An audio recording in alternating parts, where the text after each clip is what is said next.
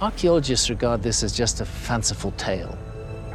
But I think that by ignoring it completely, we're in danger of missing some important clues to the origins of this incredible place. This story begins in the shadows of history, where facts blur into myth and the line between science and speculation disappears. A tale whispered through crumbling stones, sunken cities, and forgotten maps. What if these accounts describe the survivors of an advanced civilization that was lost in the great cataclysms of flood and fire that we know occurred near the end of the last ice age? One man dares to ask if everything we've been taught about our past is wrong. His name is Graham Hancock. To some, he's a truth seeker uncovering ancient secrets. To others, a pseudoscientist chasing fantasies. But what if, buried beneath layers of sand and skepticism, there was a lost civilization with knowledge far beyond its time? The evidence is strange, the implications unsettling. Let's dive in. Graham Hancock's theories, a controversial starting point. Graham Hancock didn't begin his career hunting for lost civilizations. He spent years grounded in the real world as a journalist reporting on war, politics, and development. Born in Edinburgh in 1950 and raised in India, Hancock's early life was shaped by global perspectives. After earning a sociology degree from Durham University in 1973, he began writing for major British newspapers. Eventually, he took on the role of East Africa correspondent for The Economist, covering complex geopolitical stories. But it wasn't politics or economics that shifted the direction of his life. It was Ethiopia. While flying into the ancient city of Aksum, Hancock found himself descending into a war zone. Armed conflict surrounded the region. Yet amid that chaos, what left the strongest impression wasn't the danger, it was the history. Aksum was home to towering obelisks, mysterious ruins, and one of the oldest Christian cathedrals in Africa. But what truly sparked his lifelong obsession came from a quiet moment with a monk, sitting outside a small chapel. The monk claimed that inside, protected and unseen by all except him, was the Ark of the Covenant. That simple conversation shifted Hancock's focus from current events to ancient mysteries. His first major book, The Sign and the Seal, followed his journey across Egypt, Israel, and Ethiopia in search of the Ark. He wasn't just chasing legend, he was beginning to question everything we think we know about history.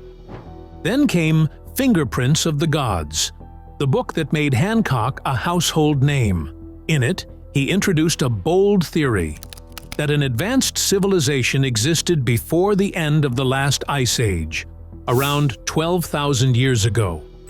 According to him, this civilization was wiped out by a massive global cataclysm, and only traces of its knowledge remained, hidden in myths, monuments, and ancient structures scattered across the world. This theory wasn't built on wild fantasy alone. Hancock pointed to sites like the Great Sphinx of Giza, and, more importantly, Göbekli Tepe in Turkey. Animals are to be found everywhere at Göbekli Tepe. It's like a Noah's Ark in stone. The latter is an archaeological site that has puzzled experts since its discovery in 1995. It consists of massive stone pillars arranged in circular formations, many carved with intricate images of animals and symbols. Here's the twist. Göbekli Tepe is dated to around 9,600 BC, a time when humans were supposedly just beginning to farm and live in small settlements. How, Hancock asked, could hunter-gatherers create such a complex and monumental site without the tools, organization, or societal structure typically required? His answer: they had help, not from aliens, but from survivors of a lost civilization who passed down their knowledge to emerging human societies. This argument forms the foundation of Hancock's work. He believes ancient myths, like the story of Atlantis told by Plato, are not just symbolic, but actual historical records, distorted over time but rooted in truth. Plato wrote that Atlantis sank in a single night around 9,600 BC, the same period as a global climate shift known as the Younger Dryas. Hancock sees this timing as more than a coincidence. To his supporters, Hancock is a visionary who dares to question mainstream history. To his critics, he's a pseudoscientist, twisting evidence to fit a story. But no matter where you stand, one thing is clear. His ideas have sparked a global conversation about who we are, where we came from, and what we might have forgotten. And that conversation is far from over. Debunking the myths, scientific evidence against Hancock's claims. Graham Hancock's theories may sound exciting, but for most scientists and historians, they raise more red flags than revelations. While Hancock connects scattered archaeological puzzles into a compelling narrative, experts argue that he often skips over key facts or stretches interpretations far beyond what the evidence allows. Let's take Göbekli Tepe, the ancient site in Turkey that Hancock often calls a smoking gun for his theory. It's true that the site dates back to around 9600 BC and contains massive stone pillars arranged in circular formations. But archaeologists studying the site don't see it as proof of a lost advanced civilization. Instead, they view it as the product of early hunter-gatherer societies gradually developing more complex cultural and spiritual systems. These societies, while not civilizations in the modern sense, were far from simple. They had rituals, social organization, and most importantly, time. Building such monuments wasn't beyond their capabilities. Using basic tools, coordinated labor, and shared belief systems, they could construct large structures over decades. There's no need to invoke a vanished super society to explain it. Then there's the theory about the Sphinx in Egypt. Hancock, along with geologist Robert Schoch, claims that weathering on the Sphinx's body suggests it was eroded by rainfall, implying it must have been carved thousands of years before ancient Egypt became a civilization. But most geologists disagree. They argue the erosion patterns can be explained by wind, sand, and occasional rainfall over long periods. Plus, there's no supporting archaeological evidence for a civilization in Egypt at that earlier time. No tools, no inscriptions, no dwellings, nothing. Scientists also push back hard on Hancock's use of the Younger Dryas event. This was a real period of sudden cooling and warming between 12,900 and 11,700 years ago. Hancock and Randall Carlson argue it was caused by an asteroid impact that wiped out an advanced civilization. They point to things like platinum layers and black soil mats found around the world. But mainstream geologists counter that these findings are either not linked to a single impact or can be explained by other natural processes. More importantly, there's no confirmed crater from that period, no physical proof of a strike that could have caused global collapse. And that's the core issue: evidence. In science, extraordinary claims require extraordinary evidence. Hancock's theories rely heavily on connecting isolated mysteries while making large assumptions. Meanwhile, the mainstream explanations for the same structures, slow cultural evolution, trial and error, and human cooperation, require fewer leaps. Critics also point out that Hancock doesn't publish in peer-reviewed journals, which means his ideas aren't subjected to the same rigorous testing as academic research. His books and documentaries reach millions, but they bypass the process that gives scientific claims their credibility. None of this means that asking questions is wrong, but science moves forward by evidence, not by exciting stories. And for many experts, Hancock's theories, while imaginative, simply don't hold up when the evidence is laid bare. Now first, like always, be sure to hit the like button down below. It helps us out tremendously with the reach of this video. Thank you. Exploring the possibilities. Alternate explanations and theories. You don't need a lost civilization to explain the wonders of the ancient world. What you need is patience, imagination, and a better understanding of how early human societies functioned. While Graham Hancock's theories offer dramatic and mysterious explanations, the reality, according to most archaeologists, is no less fascinating. Let's return to Göbekli Tepe. The site is impressive, there's no doubt about that, but it doesn't have to be the legacy of an unknown advanced culture. Archaeologists believe it was the product of local hunter-gatherer groups who were experimenting with larger-scale social and religious practices. These weren't simple people. They were intelligent, organized, and deeply spiritual. The act of carving huge stones and arranging them into ceremonial circles may have been part of their religious identity. No blueprints, no lost teachers, just people evolving socially and spiritually through shared experience. The key is time. Ancient projects didn't run on deadlines. They spanned decades, even generations. Modern minds expect quick results, but our ancestors thought for centuries. Building something like Stonehenge or the pyramids didn't require magic or forgotten technology. It required cooperation, belief, and purpose.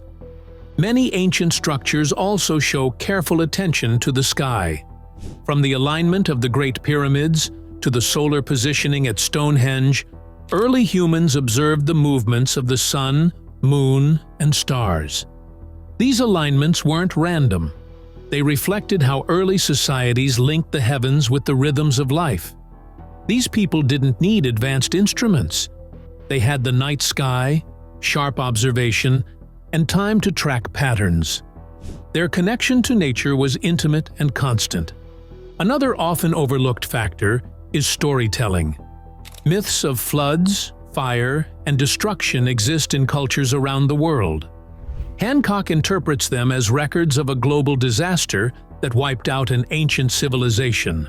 But oral traditions often use symbols and exaggerations to explain things people didn't fully understand.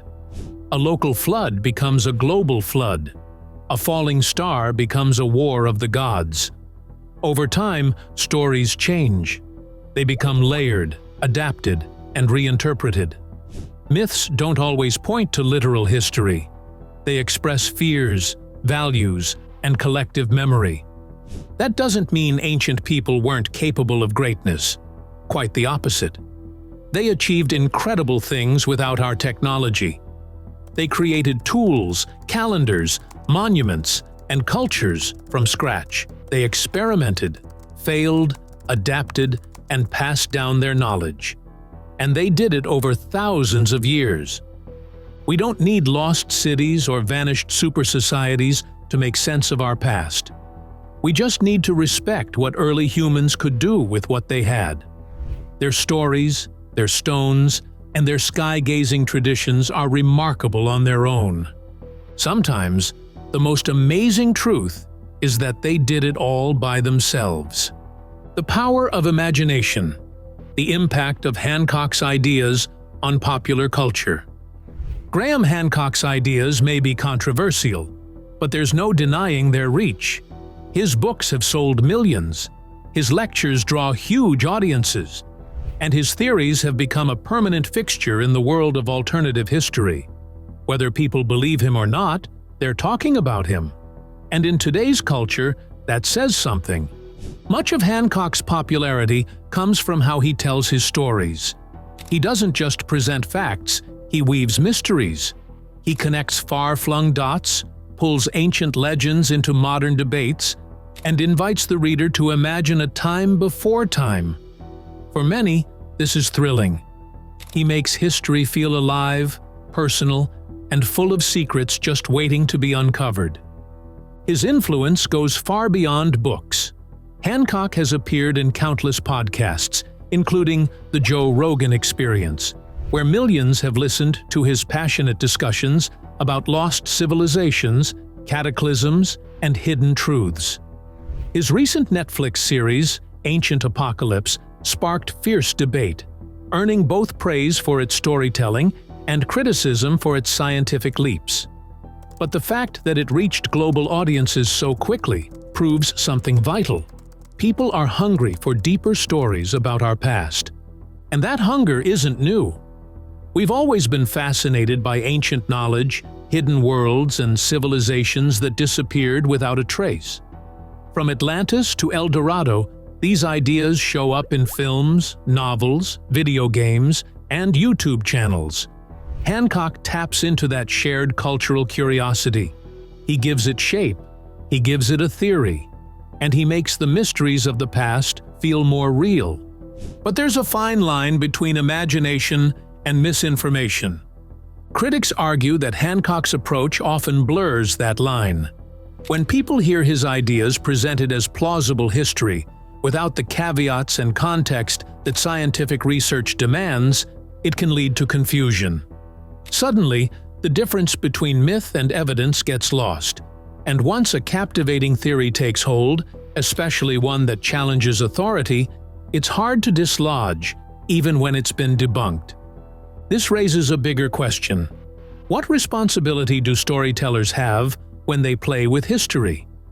Hancock has said he's not trying to write academic textbooks. He's telling stories, asking questions, pushing boundaries, and to be fair, he often encourages people to do their research. But in an era where social media and streaming platforms can amplify any message instantly, the line between storytelling and truth matters more than ever. Still, there's something undeniably valuable in what Hancock brings to the table. He reminds us that the past isn't just a dry list of dates and kings. It's a puzzle, a mystery, a human drama filled with moments of brilliance, catastrophe, and wonder. And in a world that often feels overly certain, his ideas reintroduce a sense of possibility. They also challenge the gatekeepers. Traditional academics, for all their methods and peer-reviewed journals, haven't always been great at public communication. Their discoveries often stay locked behind paywalls and technical jargon. Hancock, whether you agree with him or not, brings ancient history into living rooms and onto TikTok feeds. He makes people care. He makes them question. And maybe that's the real power of his work. Not that it rewrites history, but that it brings history back into public conversation. It forces archaeologists, historians, and geologists to explain their positions more clearly. It makes the public ask better questions. It makes science respond, not from an ivory tower, but in plain, passionate language that people can understand. In the end, Graham Hancock may not be right about everything, or even most things, but he's undeniably part of a larger cultural shift. One where curiosity leads the way, where mystery is still allowed to exist, and where the past feels close enough to touch. Conclusion: the importance of critical thinking and open-mindedness. Graham Hancock's theories provoke strong emotions. For some, wonder and curiosity. For others, frustration and disbelief. And that's what makes his work so interesting. It sits at the crossroads between science and storytelling, between hard evidence and speculation. But that also means it demands something important from all of us: the ability to think critically without closing our minds. When someone like Hancock questions mainstream narratives, it's easy to either fully embrace or reject what he says. But the truth is rarely that simple. History isn't a straight line.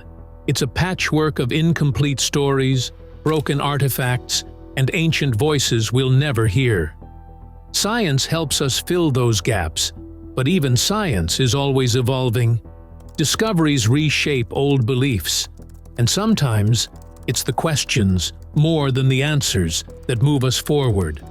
That's why critical thinking matters, not just in the classroom or lab, but in how we interact with big ideas. It means looking at evidence, not just claims. It means asking who benefits from a theory, who funds the research, and what assumptions are being made.